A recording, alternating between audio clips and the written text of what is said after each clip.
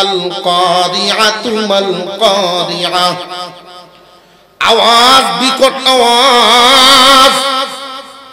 ওমা আদরাকা মাল কারিআ, ও পয়গম্বর এই বিকটতর আওয়াজ কি আপনি জানেননি?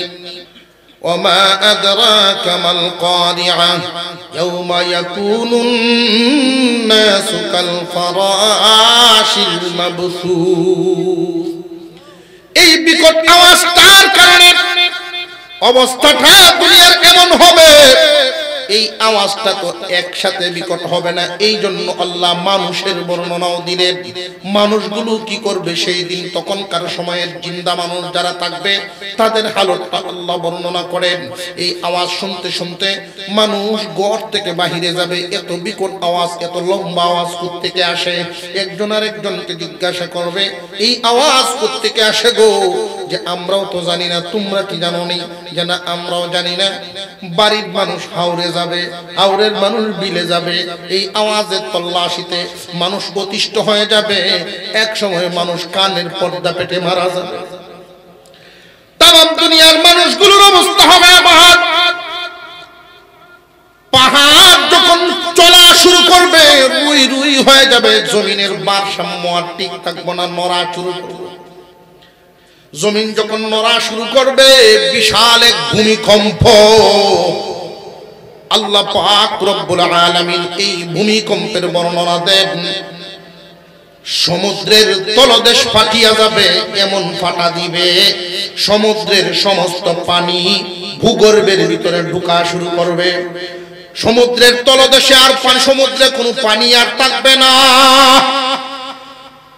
কোন মুফাসসিরিনে কেরাম বলেন, এই পানিতে, পানির মধ্যে জাল দিলে যেমন বগলান শুরু হয়ে যায়, তামাম সমস্ত সমুদ্রের মধ্যে বগলানো শুরু হবে। এই গরমের তাপে এই পানিটা এক সময় আগুনে পরিণত হবে। কোন মুফাসসিরিনে কেরাম বলেন, না, এই পানির মধ্যে কোনো জাল উঠবে না, বরং তলদেশ ফাটার কারণে ভূগর্ভে যখন পানিটা ঢুকিয়া যাবে, ভূগর্ভের ভিতরে অগ্নি লাভা, আগুনের লাভা হামেশাই জ্বলতেছে, পানির মতো আগুন জ্বলতেছে। ওখানে তরল আগুন, সেখানে তরল আগুন ভূগর্ভের ভিতরে। ওই পানি যখন সেই লাভার সাথে গিয়ে মিশে যাবে, হাইড্রোজেন, অক্সিজেন সব একত্রিত হইয়া একটার একটাকে সাহায্য করে আগুন জ্বালায়া দিবে। তখন আর এই পানি থাকবে না, তামাম দুনিয়ার সমস্ত পানিটাই আগুনে পরিণত হবে। মহান আল্লাহ পাক রব্বুল আলামিন তামাম দুনিয়ার পানিটারে আগুনে পরিণত করে চতুর্দিকে একটা বাউন্ডারি দিবেন। জাহান্নামীরা পলাইবা কোথায়? আল্লাহ বলেন, বান্দা বান্দিরা, দুনিয়ার জমিন থেকে ঈমান এবং নেক আমল নিয়ে আসো। এই যে সুখের জিন্দেগি তোমাদের শুরু হবে, আর তো শেষ হওয়ার নয়। ইনফিতারের কিছু সামনে গিয়ে দুইখানা আয়াত, ইন্নাল আবরার লাফি নাঈম ওয়া ইন্নাল ফুজ্জার লাফি জাহিম। নেককারের জন্য পুরস্কার, বদকারের জন্য সাজা। দুনিয়া যে ছাড়তে হবে এই বিশ্বাস তো আমাদের আছে। জাহান্নাম যে আছে এই বিশ্বাসও আছে না নাই? বিশ্বাসটা গভীর না। গভীর যদি হইতো পুলিশের ডরে দৌড় মারে, আজান শুনলে দৌড়ে না।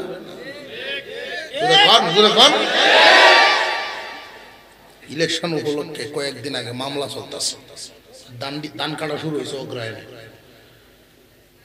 গাড়ি চলতেছে, গ্রামের ভিতর দিয়ে মাটির রাস্তা, এক হাওড়ের মধ্যে লাইট করছে, দেখি 17-18 জন মানুষ এক জায়গায় মাথা সবের দিকে শুয়ে রয়েছে, খোলা আসমানের নিচে বন শুয়ে রয়েছে। কি ব্যাপারে এত মানুষ?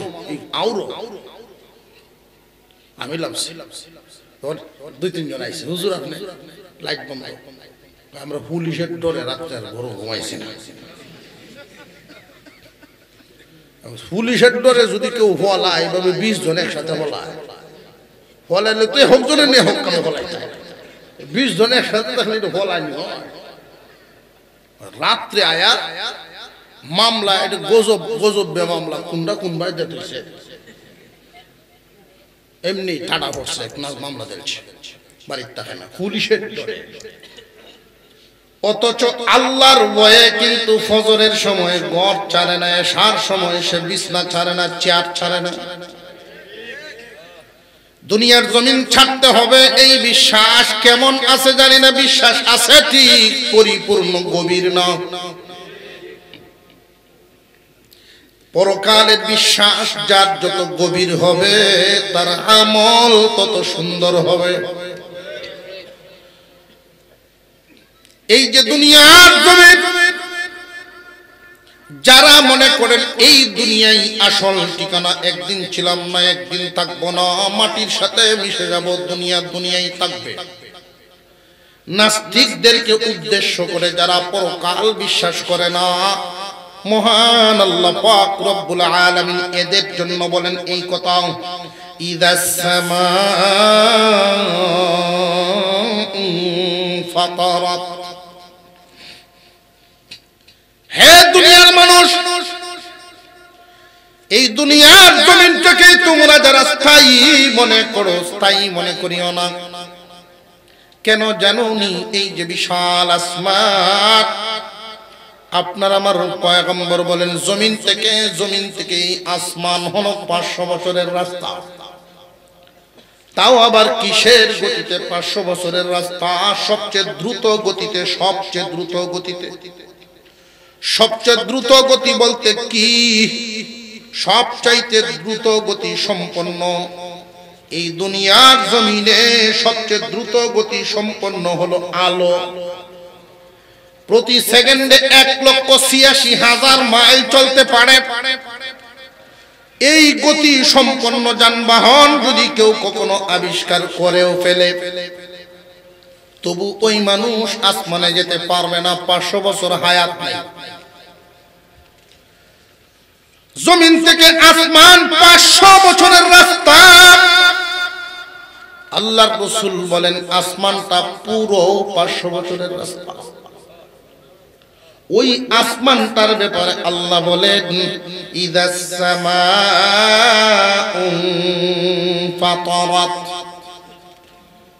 যখন আসমান বিদীর্ণ হয়ে যাবে আসমান যেদিন ফেটে যাবে আসমান ফেটে যাবে মানে কি যে আসমান চৌচির হয়ে যাবে ফেটে কেমনে ফাটবে ইসরাফিল আলাইহিস সালাম আল্লাহ পাকের একজন ফেরেশতা ইসরাফিল আলাইহিস সালামের হাতে মহান আল্লাহ পাক রব্বুল আলামিন সিংহা দিয়ে রাখছেন ওই সিংহায় যখন ফুৎকার দিবেন এই সিংহার ফুৎ 6 মাস পর্যন্ত লাগাতার শুধু বাজতেই থাকবে আল্লাহু আকবার বলে 6 মাস পর্যন্ত বাড়তেই থাকবে এক পর্যায়ে দুনিয়ার জমিনে আমরা বিভিন্ন বড় বড় পাহাড় ছোট বড় অনেক পাহাড় আছে না নাই দুনিয়ার পাহাড়গুলোর অবস্থা হবে এমন আওয়াজের বিকটতার কারণে এই পাহাড়গুলো জায়গা ছেড়ে দিবে পাহাড়গুলো নড়ে উঠবে এই বিকটতা আরো বাড়তেই থাকবে দেখবেন এর বিকটতার কারণে অবস্থাটা কেমন হবে হয়তো বোঝানো কঠিন হয়ে যাচ্ছে আমার জন্য এত বিকট হয়ে যাবে টায়ার যখন ফাটে বড় বড় ট্রাকের টায়ার ফাটলে দেখবেন আওয়াজ কেমন হয় অতিরিক্ত আওয়াজের কারণে ছোট কোনো বাচ্চা যদি পাশে থাকে ভয় পায় না বাতাস কি দূরে ছড়ে না ধুলা বালি উড়ে ওড়ে না বাতাসের চাইতে আওয়াজটা আরো অনেক বেশি ওই ফুৎকারের কারণে সবকিছুই যখন এলোমেলো হয়ে যাবে যার গতি হারায় ফেলবে বাতাসের গতি হারায় ফেলবে আগুনের গতি হারায় ফেলবে পাহাড় জায়গা ছেড়ে দিবে জমিনটা নড়ে উঠবে পাহাড় জায়গা ছেড়ে দিয়া হাঁটা শুরু করবে। মানুষ যেমনে হাঁটে এই পাহাড় তখন হাঁটা শুরু করবে। এই পাহাড় হাঁটতে হাঁটতে এক সময় তার অবস্থা এমন হবে, হাঁটার থেকে গতি যখন বাড়তেই থাকবে, দৌড়তে থাকবে, একটা পাহাড় আর একটা পাহাড়ের সাথে তখন টক্কর লাগা শুরু হবে। অবস্থাটা এমন হবে, বড় কিয়ামত যখন শুরু হয়ে যাবে, পাহাড়গুলো দুলির মতো হয়ে যাবে। ওয়াল জিবাল আওতাদা, আল্লাহ এই পাহাড়কে পেরেক বানায়া রাখছেন, কিন্তু এই পেরেক তো আর পেরেক থাকবে না। মহান মাওলাই কারীম এই পাহাড়গুলোর বর্ণনা দেন এইভাবে, আল কারিআতু মাল কারিআ ওয়া মা আদরাকা মাল কারিআ ইয়াউমা ইয়াকুনুন নাসু কাল ফারাশিল মাবসুস ওয়া তাকুনুল জিবালু কাল ইহনিল মানফুশ। আল্লাহ পাক রব্বুল আলামিন বলেন, বিকট আওয়াজ, এই আসমান এমনি ফাটবে না, বিকট আওয়াজের কারণে একদিন ফেটে যাবে আসমান। এই আসমান যখন ফাটবে দুনিয়ার হালত কেমন হবে? স্থায়ী জায়গা মনে করে তাদের জন্য আল্লাহ পাক এই আয়াতগুলোতে আলোচনা করেছেন, দুনিয়ার জায়গায় থাকবে না। মহান আল্লাহ পাক একটা পরীক্ষার হল বানাইছেন এই দুনিয়াটাকে। একজন মানুষ, আমরা এখানে যারা আছি আজ থেকে 100 বছর আগে কেউ ছিলাম এখানে, কি এমন কি কেউ আছে? আগামী 100 বছর পরে কেউ থাকবো না। পৃথিবীর জমিন পরীক্ষার হল বানায় আল্লাহ পাঠাইছেন, এই হল রাখবেন না, হল ধ্বংস হয়ে যাবে। মহান মাওলাই কারীম আল্লাহ পাক রব্বুল আলামিন যখন এই শব্দটা বাড়াইতেই থাকবেন, ইসরাফিলের আওয়াজ বাড়তেই থাকবে, পাহাড়গুলো দুলির মতো হবে। কেমন? উদাহরণ হিসেবে আল্লাহ বর্ণনা করেন, লেপ তুষক বানানোর জন্য যে তুলাগুলো আমরা ধুলিত করি, পিটানোর পরে যে কোনা কোনা তুলা উঠতে থাকে, ওই রকম কোনা কোনা রুই রুই হয়ে যাবে বিশাল বিশাল পাথরের পাহাড়। এই আওয়াজ আরো বাড়তেই থাকবে। আল্লাহ বলেন আকাশ তখন বিদীর্ণ হয়ে যাবে, ফাটা মারবে। 500 বছরের রাস্তা সমপরিমাণ পুরো পাহাড়টা, পুরো আসমান, এই আসমান যেই দিন বিদীর্ণ হয়ে যাবে তখন তারকারাজি দিয়া যে সাজাইছেন, চাঁদ এবং সূর্য দিয়া যে সাজাইছেন, ওই তারকারাজির অবস্থা কি হবে? আসমান যদি ফেটে যায় তারকাগুলোর অবস্থা কি হবে? মহান আল্লাহ পরের আয়াতেই বলেন, ইদাস সামাউ ফাতারাত ওয়া ইদাল কাওয়াকিবু তাসারাত। মহান আল্লাহ পাক রব্বুল আলামিন বর্ণনা করেন, ওই তারকাগুলো তখন এদিক ওদিক ছড়ায় ছিটায় চলা শুরু করবে, ছিটকে ছিটকে পড়া শুরু করবে তারকাগুলো। অথচ এই তারকাগুলোর হালত বোঝেন, এই তারকাগুলোর অবস্থাটা বুঝেন, ছিটকে ছিটকে পড়বে যখন আল্লাহ বলেন এই তারকার অবস্থাটা বর্ণনা করেছেন। বিজ্ঞান যত অগ্রসর হয়, মানুষ দুনিয়ার ব্যাপারে জানতে পারে, এই পৃথিবীর জমিন থেকে সূর্যটা 13 লক্ষ গুণ বড়। সূর্যটাই হলো 13 লক্ষ গুণ বড়। হাজার হাজার সূর্য মিলেও একটা তারার সমান হবে না। সারা আসমান ভর্তি তারকা। আসমান ফেটে যাওয়ার কারণে তারকাগুলো এদিক ওদিক ছুটাছুটি করবে, একটা তারকার সাথে টক্কর লাগা শুরু হবে। টক্কর লেগে গেলে সব যখন একাকার হয়ে যাবে, সমুদ্রের অবস্থাটা আল্লাহ পরের আয়াতে বর্ণনা করেন, সমুদ্রের হালত কি হবে? তামাম দুনিয়ার জমিনে 4 ভাগের মধ্যে 1 ভাগ মাটি, 3 ভাগই পানি। সমুদ্রের তল দেশের অবস্থাটা কি হবে? মহান মাওলাই কারীম পরের আয়াতের মধ্যে বলেন, ওয়া ইদাল বিহারু ফুজ্জিরাত। মহান আল্লাহ পাক রব্বুল আলামিন সমস্ত সাগর, মহাসাগর, সমস্ত সাগরগুলোর বর্ণনা দেন। এক আয়াতের মধ্যে বলেন এই সাগরগুলো ফেটে যাবে।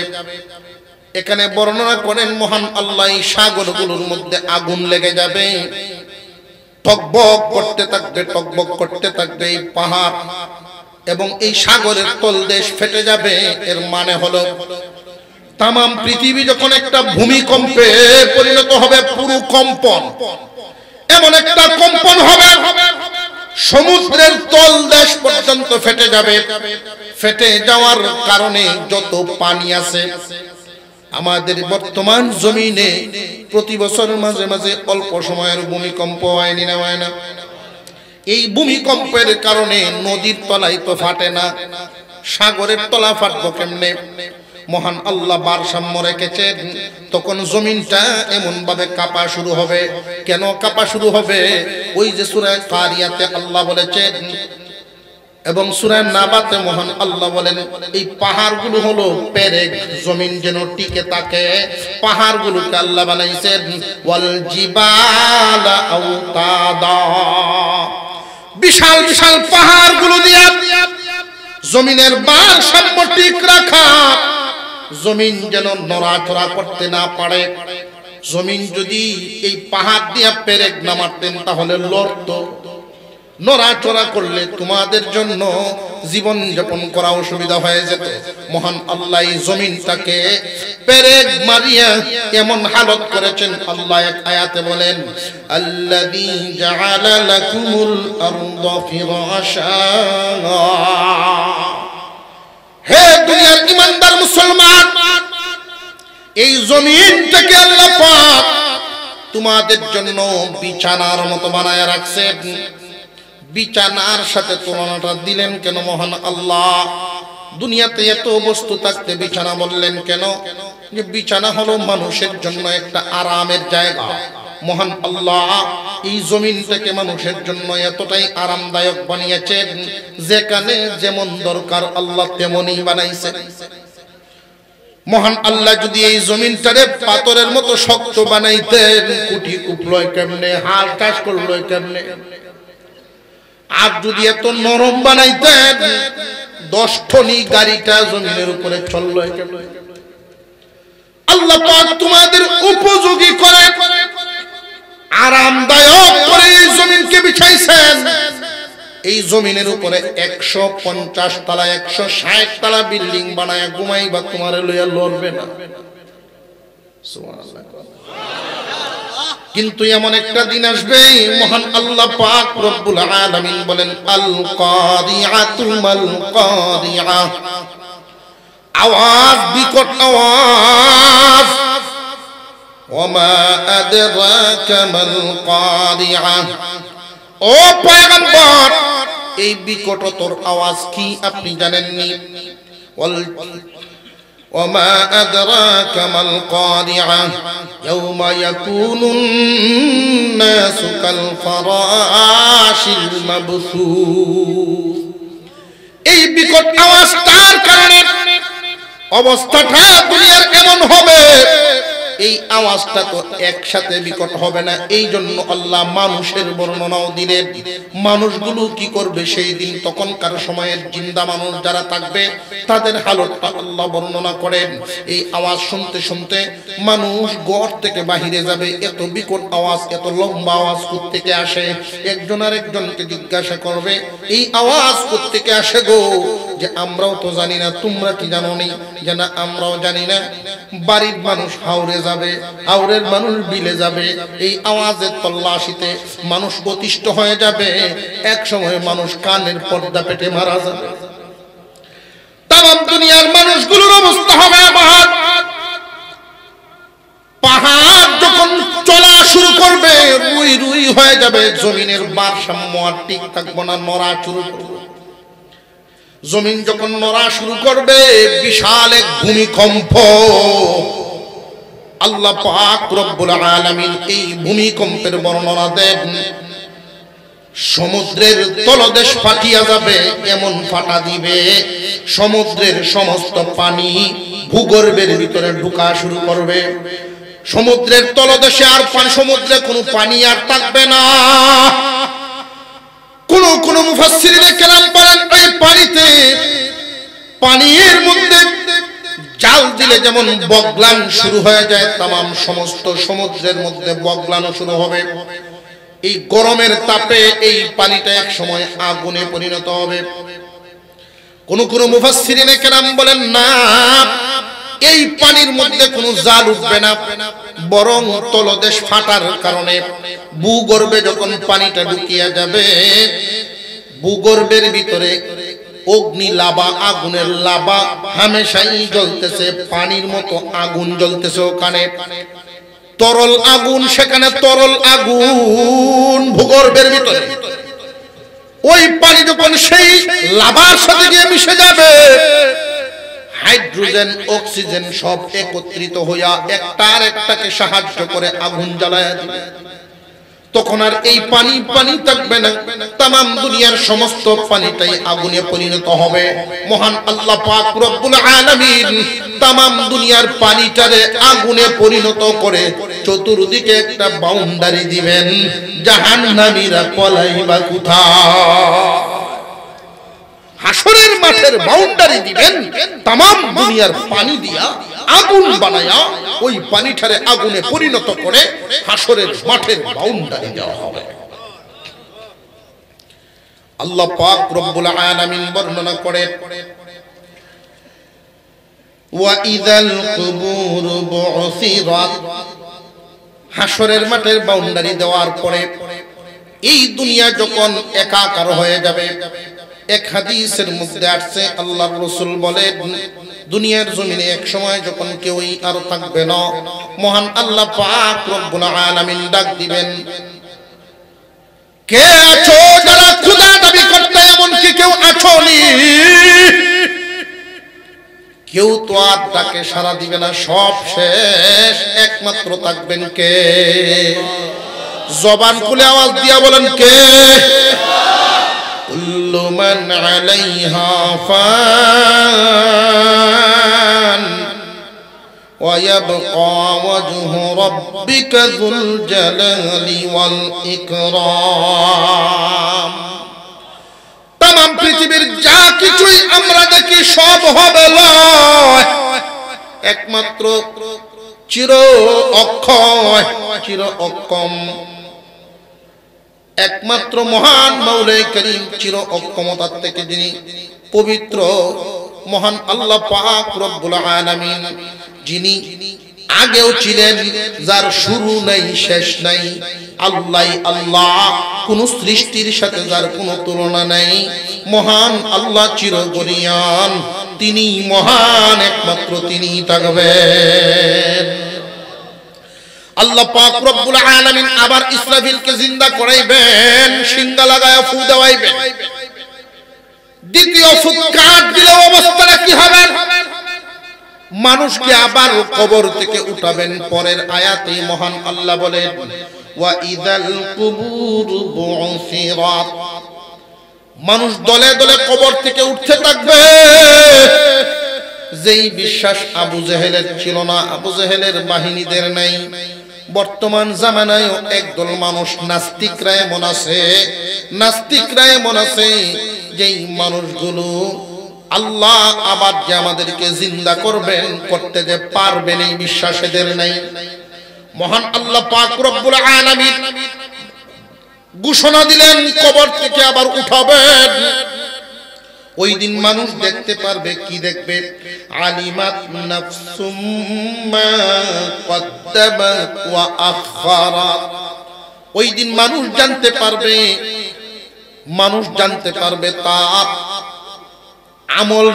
আমলনামা কদ্দামাত ওয়া আখারাত, আগের পরের আমলনামা যা আছে সব মানুষ জানতে পারবে।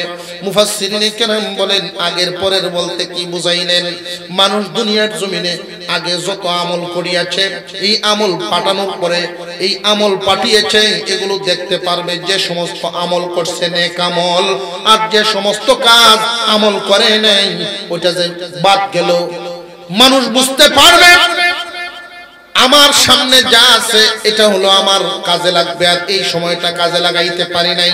মানুষের জিন্দেগি পুরাটাই কি কাজে লাগায় না? বেশিরভাগই বেহুদা সময় দেখবেন চায়ের দোকানে, আড্ডায় সাড্ডায় আছে না? আরো জোরে কোন আলিমাত নাফসুম মা কদ্দামাত ওয়া আখারাত আগে পরে যত আমল সব ব্যাপারে দিন মানুষ জানবে মহান আল্লাহ পাক রব্বুল আলামিন ওই দিন মানুষকে জানায়া দিবেন আগে এবং পরে বলতে বোঝাইছেন আগে যা করেছো পরে তা পাইবা আগে যা করেছেন পরে তা ভাবা যাইব না যাইত না আর জোরে কর আপনার অমনোযোগিতা আছে নাকি আর কিছুক্ষণ চলতো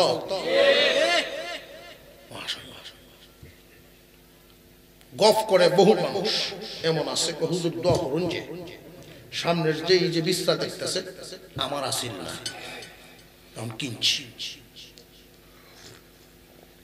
ডান বামের যে ঘর দরজা দেখতেছেন এটাও কিনছি দুহানো করছে সাইটটা ছেলে মেয়েরা বিয়ে শাদী শেষ এখন খালি মরতাল্লি হইছে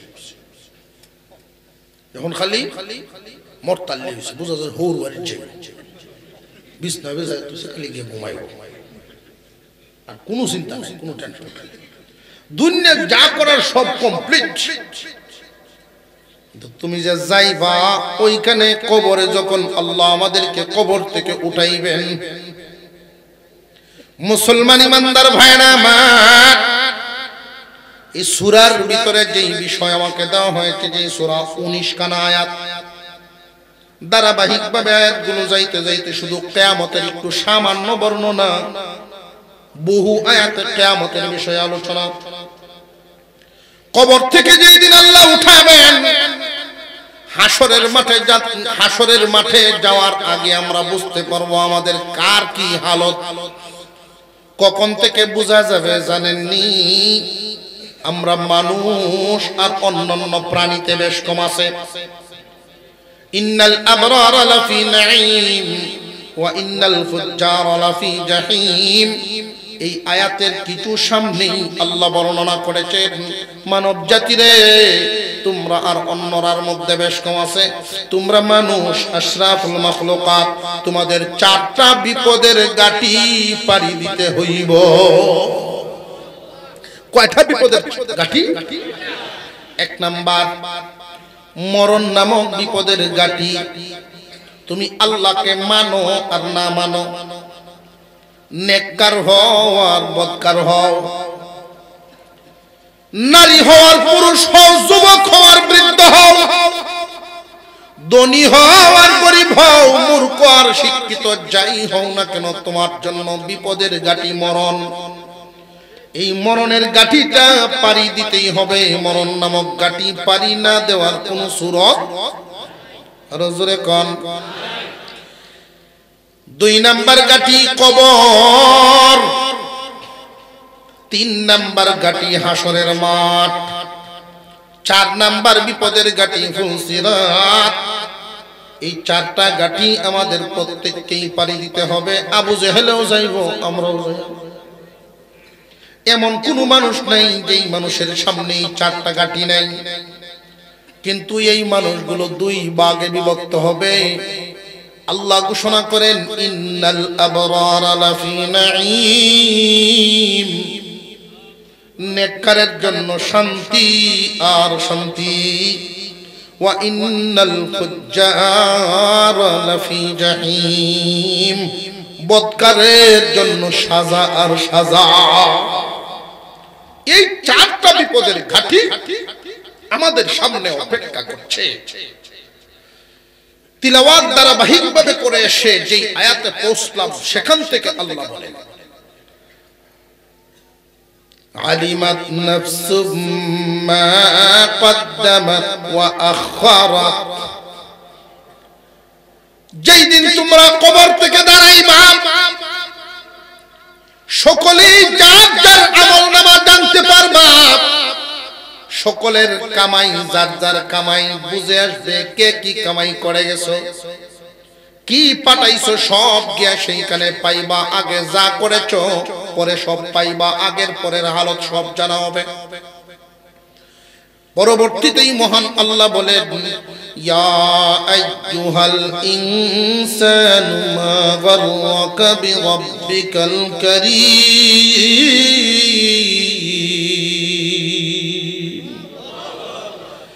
হে মানব জাতি, ইয়া আইয়ুহাল ইনসান, শুধু মুমিন বলেন নাই, নাস্তিকরাও এর ভিতরে আছে। মানব জাতিকে উদ্দেশ্য করে আল্লাহ বলেন, হে মানব সম্প্রদায়, মা গাররাকা বিরাব্বিকাল কারীম, কোন জিনিসে তোমার রব্বে কারীম থেকে তোমারে ভুলাইয়া দিল? কিসের মায়ায় তোমার আল্লাহ ভুলাইয়া দিল? বিবির মায়ায়? না না, বিবি তোমার সাথে থাকবে না। সন্তানাদির মায়ায়? না না, সন্তান তোমার সাথী হবে না। ভাই বেরাদরের মায়ায়? না না, এই ভাই বেরাদর তোমার মায়ায় হলে তোমার মায়া, এই ভাই বেরাদরের মায়া থাকবে না। মুহাদ্দিসিনে কেরাম ওয়াল মুফাসসিরিনে কেরাম একটা বাস্তব ঘটনা তুলে ধরেছেন। এই দুনিয়ার জমিনে কিসের মায়ায়? বন্ধু বান্ধব যে না না, আত্মীয় স্বজন না, গোষ্ঠী না, দল না, এমনকি নিজের বিবি পর্যন্ত তোমার সাথী হবে না, স্ত্রী সন্তান সাথী হবে না। তুমি একমাত্র তোমার আমল নামা সাথী পাইবা। কি ভাইবা? আরেকটু জোরে কর।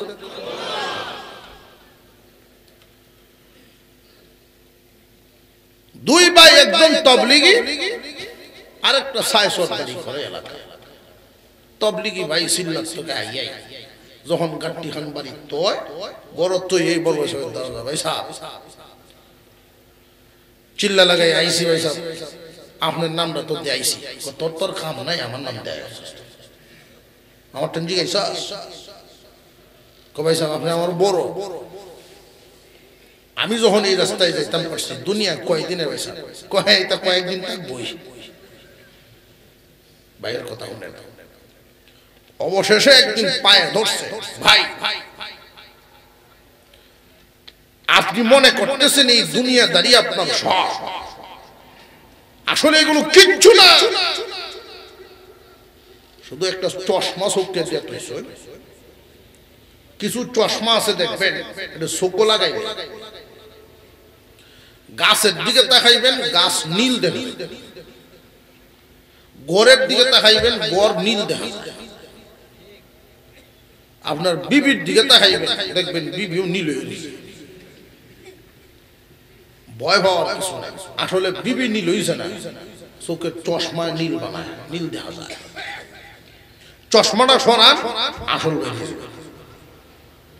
এই দুনিয়ার রঙিন চশমা দিয়া, দুনিয়াদারির চশমা দিয়া যখন দেখবেন সব মজা লাগবে দুনিয়ার, কিন্তু দিনদারির চশমা দিয়া যখন দেখবেন এই দুনিয়াকে তখন তুচ্ছ মনে হবে, নিজের আমলকেই আসল মনে হবে।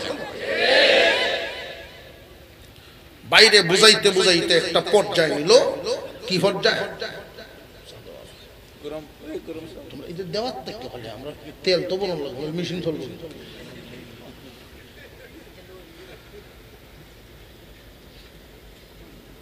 একটা পর্যায়ে নিল যে আপনি মনে করতেছেন স্ত্রী সন্তান আপনার আপন, কেউ কেউ না, নিজের আমল নষ্ট করে এদের পিছনে ঘুরতেছেন। আপনি শুধু একটা ভাব ধরে পড়ে থাকবেন, এরপরে যা করার এটা আমি করবো, আপনার খালি শুনবেন, আপনি নড়ুন না। আচ্ছা যা, তোর কোনো কথাই শুনি না, এইটা তো শুনতে হবে। উনি আয়া বাহির থেকে ঘামে উমে আইসে, আয়া এমনি ধীরে দেখিস না থুরে গেছে, ফুটিয়ে গেছে, ব্রাউডার সাইডে দিচ্ছেন, বাপ যারা ধরার হুড়া হুড়ি ধরছে, কান্নাকাটি একটা লাগছে, শিক্ষায় ফক্কায় শুরু হয়েছে। রান্নাঘর থেকে বিবি সাপ তাই নাই, তোমার কি তো হয়েছে, তুমি আমার তো কই যাও, ফিরায় লাগে কেন আমার কই তুই যাও, আমার তুই কই যাও। বুড়ার মনে মনে আমার ভাইয়া খামার বাপটা ধরাইছে, যাও আমার বউটা কিভাবে কান্দতেছে। আমি বলে তারা তুই যাইতেছি আমার মন রে বুঝেছে একটু ধৈর্য ধরে দেখি কিছুক্ষণ, আমি তো আর যাইতাছি না তাদেরকে, কিছুক্ষণ কান্দো। ভাই আবার শিখাই দিছে তোমার যদি বেশি অধৈর্য হয় মন অন্যদিকে ঘুরাই, অন্যদিকে ঘুরায় বিয়ার দিনের কথা মনে হচ্ছে, যা এদিন তো কাঁদছি ওখানে একটু কান্দে লাভ। এক ছেলে গেছে দৌড়িয়া, সাজি ছোট চাষা আইলেন না, আব্বার অবস্থা ভালো না। কারণ কেউ যখন মুমূর্ষ অবস্থা হয় দম আইয়া যায়, এই সময় কোনো হুজুর না তার কথা ইমাম সাহেব মুয়াজ্জিন লইয়া ঠিক না পলমাটা করাইছে, সেই উদ্দেশ্য হইল টুপিওয়ালার দ্বারা যায় লইয়া তো শাসাইস ভাই সাহেবের চোখ টুক টান দেখো এ গো বুঝছে লাগছে। ডাক্তার কবে দাদা লাভ নাই, কোনো কাম হইতো না। কেন? এটা ছোটবেলার রোগ। কে ছোটবেলার রোগ? হ্যাঁ ভাবি বুঝতেন না, এটা ছোটবেলার রোগ। দুই ভাই একসাথে অসুখ হয়েছে। ডাক্তার কইছি এই রোগ এমন একটা রোগ, এই রোগ যদি দ্বিতীয়বার উঠে আর রোগী তৈয়া যাইত না। যদি এই রোগ আর একজনের লয়, উনি যারে কিছুক্ষণ ধরে রাখবো এই রোগ তার শরীরে যাইব। যদি কিছুক্ষণের লাগে ধরে রাখতে পারে এই রোগ তার শরীরে ট্রান্সফার হইব, এই লোকটা জিন্দা হইব, সুস্থ হইব। তবে যারে ধরব হে বাঁচতেও পারে মরতেও পারে, পুরাপুরি মরবো এই কথা তো কম, বাঁচতেও পারে মরতেও পারে। যেই এই কথা বলছে শুরু ভাই বিবি সাহেব যে কান্দা তাসিন ডুগরানির বন্ধ করছে।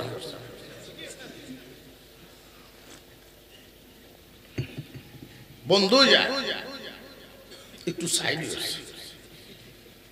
যদি লাগাল ভাইলা দূরে তো বিপদ, কানলে একটু দূর থেকে কান্দে।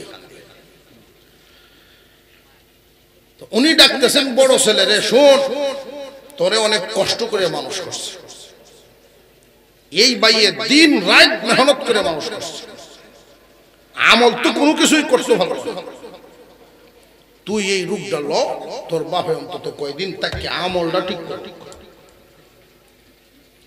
আব্বার জিন্দগি তো অনেক গেছে, এখন তার হতে যাইতে যাও, আমার কেলে ডিস্টার্ব করতে।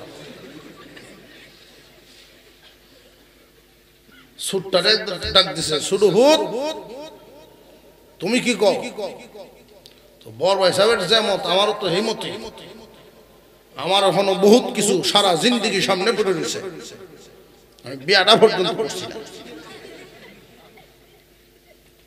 বিবি সাহেবকে বললো তুমি তো কবুতরের জোড়া, কবুতরের জোড়া তুমি কি কও? বিবি সাহেব জবাব দেয় জামাই মরলে কি দেশ হবে না বাবা।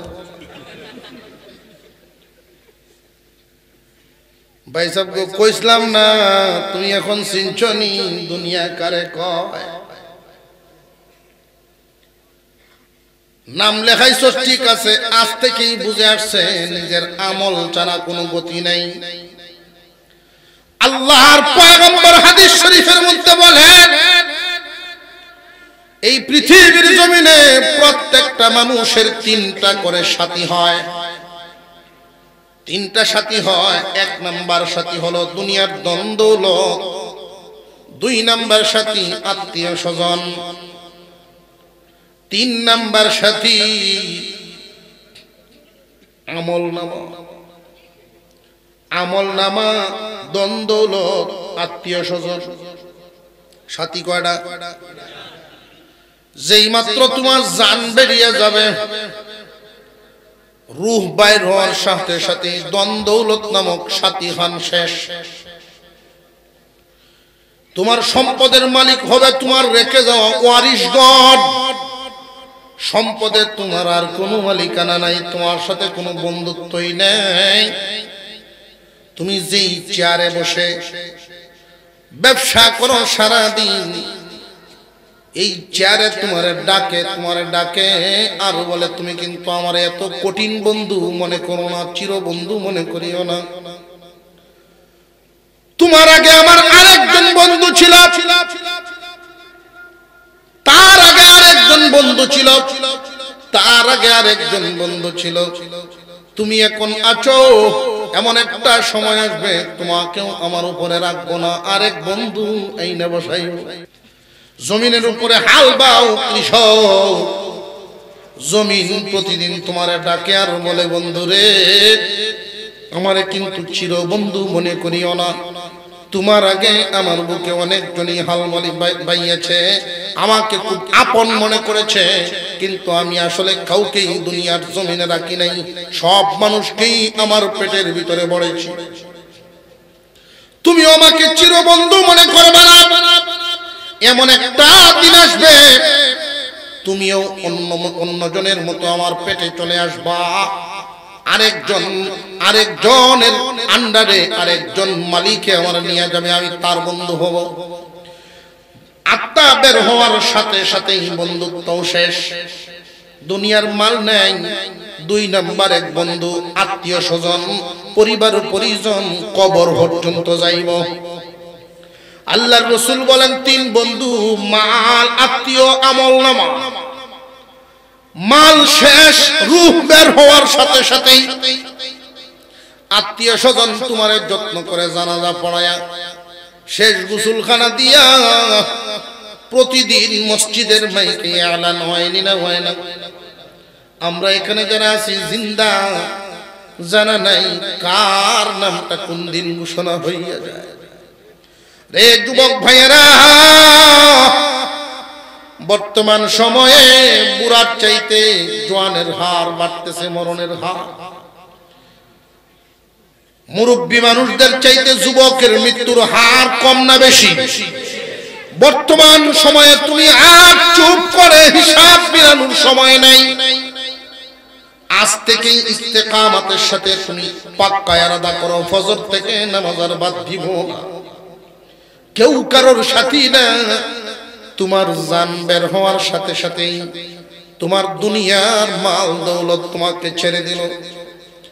আত্মীয় স্বজন যখন সংবাদ পাবে আফসোস করে শুধু এতটুকুন বলবে, কালকে দেখলাম ভালো মানুষ, আজকে কেমনে মারা গেল।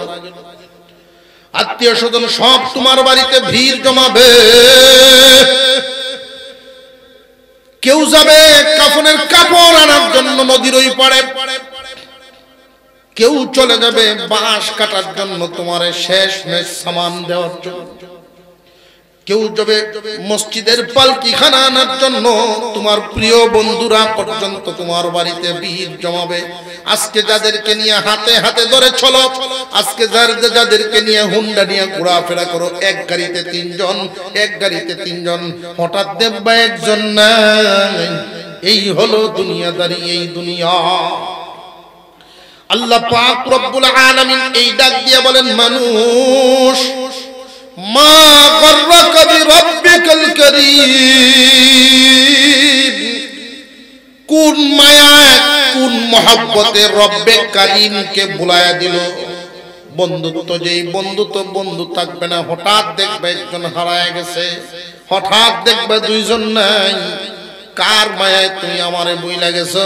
বান্দারে, যেই দিন তোমার কেউ ছিল না, আমি আল্লাহ একমাত্র তোমার ছিলাম। যেদিন তোমার কেউ ছিল না, সেদিন ছিলাম আমি। আবার যেদিন কেউ রবে না, সেই দিনও রব আমি। এখন তুমি সব পায় আমি মাওলারে বলে গেছো, ওরা কেউই তোমার থাকবো না। আত্মীয় স্বজন তোমার শেষ গোসল দিয়া কাফনের কাপড় পরাইয়া জানাজার নামাজ পড়ার জন্য, হয়তো তোমার জানাজায় মাঠ ভর্তি মানুষ হবে, কিন্তু কেউ তোমার আসল সাথী হবে না। কাঁধে করে কবর পর্যন্ত যাবে, 2 জন মানুষ লাফ দিয়ে তোমার কবরের ভিতরে নামবে। এই যে লাশটা, তোমার এত মায়ার শরীর, এত মহব্বতের বডি, কত যতনের দেহ, ওই দেহ কানা সাদা কাফন দিয়ে মোড়ায়া যেই দিন তোমারে কবরের ভিতরে শুয়াইয়া বাঁশের কাঠকে দিয়া এই যে কপাট লাগাইবে, এই কপাট বন্ধ তো হইল জীবনে আর কোনদিন কপাট খোলা হবে না। এখানে আমরা যারা আছি প্রত্যেকের এই ঠিকানা ওই বনি না হইতো না, প্রত্যেকের জন্য এই হালত অপেক্ষা করতেছে। বন্ধু বান্ধব আত্মীয় স্বজন তারাও বিদায়, এরপর থেকেই কিন্তু আর তারা নাই। মওত নামক প্রথম গাঠি, দ্বিতীয় গাঠিটাই কবর। কবর তো এমন একটা অন্ধকার ঘর, সাপ বিচ্ছুর ঘর। কবর প্রতিদিন ডাক দিয়ে বলে, রে মায়ের উম্মত, আমি বড় কষ্ট করে জায়গা, কবরের ভিতরে আসতে হলে তুমি সামান নিয়ে আইসো। হুজুর আকরাম সাল্লাল্লাহু আলাইহি ওয়াসাল্লাম বলেছিলেন, আবু যর, কবরের জগৎ বড় লম্বা সফর, সামানটা ভালো করে বেঁধো। কবরের জগৎ বড় লম্বা সফর, সামানটা ভালো করে বেঁধো। যেই মানুষ পৃথিবীর সর্বশেষ মৃত্যুবরণ করবে, সেও 40,000 বছর কবরে থাকবে। ওই মানুষটাও যদি 40,000 বছর কবরে থাকে, আপনি আমার কি গতি? আল্লাহ পাক রব্বুল আলামিন এই কবরটার হালত কি করবেন না করবেন, বিশ্ব নবী বলেন, আল কবরু রাউযাতুম মির রিয়াদিল জান্নাহ আও হুফরাতুম মিন হুফারিন নার। কবর হয়তো কারোর জন্য জান্নাতের বাগান হবে, আর না হয় কারোর জন্য জাহান্নামের গাড়া হয়ে যাবে। এই কবরের মধ্যে যখন লাশটা রেখে আসা হয়, ফেরেশতা চলে আসবে, মুনকার নাকির নেককারের সাথে একভাবে সাক্ষাৎ দিবেন, বদকারের সাথে আরেকভাবে সাক্ষাৎ দিবেন। যদি আপনি নেককার হন, আপনার সাথে সাক্ষাৎ দিবে সাদা পোশাক পরিহিত অবস্থায় মুরব্বী মানুষ, মুখ ভর্তি সাদা দাড়ি। কোন কোন বর্ণনায় মুরব্বী নয়, যুবক বয়সের সাদা পোশাক পরিহিত অবস্থায় যুবক বয়স নিয়ে তোমার সামনে সুন্দর সুশ্রী চেহারা নিয়ে সামনে হাজির হবে। আইসাই জিজ্ঞাসা করবে, মার রব্বুকা। কবরের প্রথম প্রশ্ন, উত্তর দেন রব্বি আল্লাহ। সবাই একসাথে বলেন, আমাদের রব কে? প্রথম প্রশ্নটাই ফেরেশতায় করবে, মার রব্বুকা। এই রব এমনি বললে হবে না রে ভাই, এই ঠুটের সাথে রব শব্দটার প্রশিক্ষণ দুনিয়ায় দিয়ে যেতে হবে। এটা পরীক্ষার হল, দুনিয়াটা আল্লাহ বানাইছেন পরীক্ষার হল। হয়তো আলোচনা সব সময় এটা হয় না, আমি একটা তত্ত্ব দিই আপনাদেরকে। রুহের জগতে ছিলাম, মনে নাই, মার গর্ভে ছিলাম, মারে দেখছি, কথাটা তো মনে আছে। মা লালন পালন করেছেন, এটা আমাদের জানা আছে না নাই? মার গর্ভে আমরা ছিলাম, আমাদের 3টা হালত। মার গর্ভে প্রত্যেকটা মানুষ কয়টা হালতে থাকে? 3টা হালত। হয়তো সোজা অবস্থায়, নইলে বাঁকা অবস্থায়। এই দুনিয়ার জমিনে আসার সময় রুকুর সেজদার হালতে দুনিয়াতে ভূমিষ্ঠ হয়। দুনিয়াতে ভূমিষ্ঠ হওয়ার সময় মাথা আসে আগে, পা আসে পরে, সেজদার হালত ভূমিষ্ঠ হয়ে যায়। হালত 3টা, সোজা বাঁকা, এরপরে সেজদা। এই দুনিয়ার জমিনে নামাজেও 3টা হালত, সোজা, রুকু, সেজদা। এই 3 হালতের মধ্যে একটা নামের জফাজফি, এক নামের জফাজফি দৈনিক 5 ওয়াক্ত। রব নামের জপাজপি তোমার টুটের সাথে থাকতে হবে দৈনিক 5 বার। এই 3টা হালতে, সুজা হালত, রুকুর হালত, সেজদার হালত। শব্দটা কি? রব। আরো জোরে কোন নাম? আরো জোরে। আলহামদুলিল্লাহি রাব্বিল আলামিন।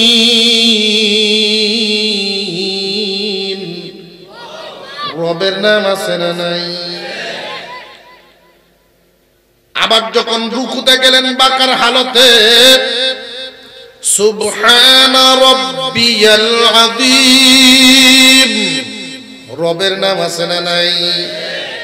আবার আপনি সাজদায় যান, ওইখানেও রবের নাম, সুবহানা রাব্বিয়াল আ'লা, ওইখানেও রবের নাম। তিন হালতে রবের নামের জপাজপি, রব নামের জপাজপি তৈরি 5 বার। নামাজের হালতে যারা জপবে, টুটের সাথে যাদের এই শব্দটার সম্পর্ক থাকবে, মুনকার নাকির আয়েশা প্রথম জিজ্ঞাসা করবে, মার রব্বুকা। যেই মানুষ বালেগ হওয়ার পর থেকে সারা জীবন বিশেষ সময়ে, বিশেষ পদ্ধতিতে, বিশেষ সময় অর্থাৎ 5 ওয়াক্ত বিশেষ পদ্ধতি নামাজ, বিশেষ সময়ে বিশেষ পদ্ধতিতে এই শব্দটাই নামের জপাজপি করছে যারা, উত্তরে বলবে তারা রব্বি আল্লাহ। ওমা দীনুকা, উত্তর দিবে দীনি আল ইসলাম। ওমান নবিয়ুকা নবিয়ুনা মুহাম্মাদুর রাসূলুল্লাহ। তিন প্রশ্নের উত্তর পরীক্ষায় পাস। আল্লাহ ডাক দিয়ে বললেন, ফেরেশতা আমার বান্দা সহিহ উত্তর দিয়ে দিছে, আমার বান্দার জান্নাতি পোশাক পরায় দাও, আমার বান্দাকে জান্নাতি বিছানা বিছায়া দাও, জান্নাত থেকে একটা দরজা খুলে দাও। এক ঘুম দিবে বাসর রাতে যেইভাবে দামান ঘুমায়, একটা ঘুম দিবে। বর্ণনায় পাওয়া যায় এই ঘুমটা তার কাছে কেমন মনে হবে। ফজরের 2 রাকাত সুন্নাত নামাজ পড়তে লাগে যতক্ষণ, ইসরাফিলের শিঙ্গার আওয়াজ তার কানে লাগবে। উঠার জন্য যেই ফু দিবে, উঠার জন্য যেই ইসরাফিলের শিঙ্গার আওয়াজে উঠবে, তার কাছে লাগবে সময় গেছে মাত্র এতক্ষণ। ফজরের 2 রাকাত সুন্নাত নামাজের মতো লাগবে। অথচ রাসূল বলেন, যে ব্যক্তি সর্বশেষ মারা যাবে সে 40,000 বছর কবরে থাকবে, টেরই পাবে না, এক ঘুমে চলে যাবে তার জিন্দেগি এত সুখে। পক্ষান্তরে একজন বদকার কবরের মধ্যে যখন থাকবে, তার হালত হবে রব নামের জফাজফি নাই, নামে মুসলিম দিনে নাই, নামে মুসলিম দিন নাই। দিন কারে কয়? নিজের মতে চলে, নবীর মতে চলে না, নিজের তরিকায় চলে, ইহুদি খ্রিস্টানদের তরিকায় চলে, রাসূলের তরিকায় চলে না। রাযীতু বিল্লাহি রাব্বা ওয়া বিল ইসলামি দীনা ওয়া বিমুহাম্মাদিন রাসূলা। আল্লাহর মতো একজন রব পায় আমি খুশি, ইসলামের মতো দিন পায় আমি খুশি, নবী মুহাম্মদুর রাসূলুল্লাহর মতো নবী পায় আমি খুশি। যেই মানুষ খুশি ব্যবহারেই বোঝা যাবে। যদি দেখা যায় প্লেয়ারদের মতো মাথার সাইজ করে, প্লেয়ারদের মতো, নায়কদের মতো মুখের হালত করে, বোঝা গেল রাসূলের তরিকা শুধু মুখেই মহব্বত, আসলে তার অন্তরে মহব্বত নাই। যদি থাকতো, এই চিন্তা থাকতো, কবরে তো আমার উত্তর দিতে হবে, কথায় আর কাজে মিল না থাকলে উত্তর হবে না। প্রশ্ন করা হবে মার রব্বুকা। ওই দিন বদ্দিন বিয়ামল বক্কা, ওই মানুষগুলো দুনিয়ার জমিনে কেউ কিছু না পারলে কি বলে? হায় হায় হায় হায় হায় হায়। ওই সময় শুধু বলবে হায় হাতা হায় হাতা, লাদ্রি, আমি কিচ্ছুই জানি না। 3 বারই উত্তর দিবে কিচ্ছু জানি না। এমনি আযাবের ফেরেশতা আসবে, তার কবরটারে জাহান্নামের গাড়া বানায় দেওয়া হবে। হাতুরা থাকবে একটা। আল্লাহর রাসূল বলেন, দুনিয়ার সমস্ত মাখলুক মিলিয়েও এই হাতুড়া বাসাইতে পারবে না। এই হাতুড়ি দিয়ে যখন একটা বাড়ি মারবে, দাউ দাউ করে এই আগাতে কবরের মধ্যে আগুন জ্বলে যাবে। এই আগুন জ্বলতেই থাকবে, জ্বলতেই থাকবে। এক ওয়াক্ত নামাজ থেকে আরেক ওয়াক্ত নামাজ পর্যন্ত মাত্র জ্বলবে। চিৎকার দিবে আর বলবে, কত লক্ষ বছর গেছে। ফেরেশতারা বলবে, লক্ষ বছর না, মাত্র এক ওয়াক্ত নামাজ গেছে। বৎকারের জিন্দেগি এমন। বুঝার জন্য আমি একটা কথা আপনাদেরকে বলি। একই রুমে দুইজন মানুষ পাশাপাশি বিছানায় ঘুমায়। একজনের স্বপ্নে দেখেন বাঘ সাপ তারে দৌড়াইতেছে। তার ঘুমটা কেমন হইল? খুব কষ্টের। দৌড়ায় আর দৌড়ায়, কি পেরেশানি। বাঘ ধরে ফেলে অবস্থা। পক্ষান্তরে পাশে আর একজন শুয়ে শুয়ে স্বপ্নে দেখতেছে ফুলের বাগানের ভিতরে ঢুকছে, ফল ফুল খাইতেছে, দেখতেছে, ঘ্রাণ নিতেছে, কত আনন্দ। পাশে আবার তার বিবি শরবত নিয়ে ঘুরতেছে। আসেন দুজন, কত সুন্দর বিছানা আছে, বসি শরবত খাই। সুসজ্জিত অবস্থায় প্রথম রজনীর মতো তার বিবি। তার স্বপ্নটা এইভাবে যাইতেছে। দুইজনের ঘুমটা আমরা দেখতেছি দুজন ঘুমে, কিন্তু হালত কি দুইজনের সমান না? অনেক বেশি। ঠিক তেমনি হবে কবরের জগৎ। এরপরে হাসরের মাঠ। নেককারদেরকে আল্লাহর আরশের ছায়া তলে, কিছু বিশেষ গুণীদেরকে হাসরের মাঠ থেকে যখন বিদায় হব, ফুলসিরাত পাড়ি দিয়া কেউ যাবে জাহান্নামে, কেউ জান্নাতে। আল্লাহ যেন আমাদেরকে জান্নাতবাসী করেন। সকলেই বলেন আমিন।